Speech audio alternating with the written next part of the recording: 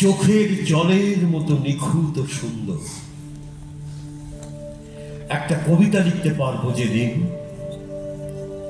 সেদিন তোমাকে চুম্বন করার রাজ অধিকার পাব।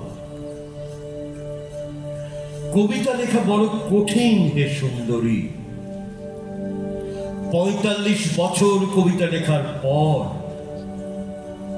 আজ মনে হয় আমি যে গন্ধটা পেয়েছিলাম সেটা কোন হরিণের গন্ধ, কার বাড়ি থেকে এসেছিল জানা যাবে না। মানুষের মতো দেখতে একটা পাথর ২০০০ বছর ধরে সান্তা মনিকা বিচে গান গাইছে। ছড়িয়ে পড়ছে শিব রঞ্জনী।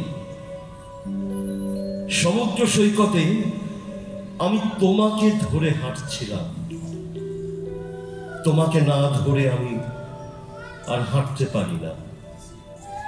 পাথরটা বলল, দাঁড়াও, আমি মানুষের চোখের জল অনুবাদ করে চলেছি।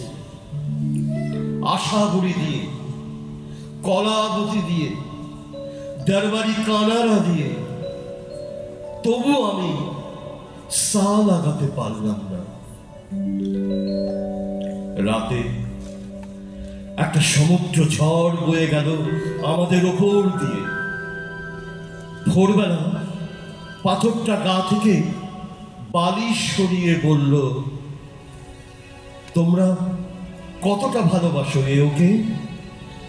এতটা, এতটা, এতটা।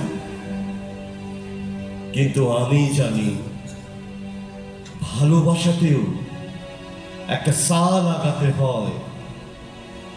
মানুষ এত হাজার বছর ধরে ভালোবাসলো, তবু একটা সা লাগাতে পারছে না।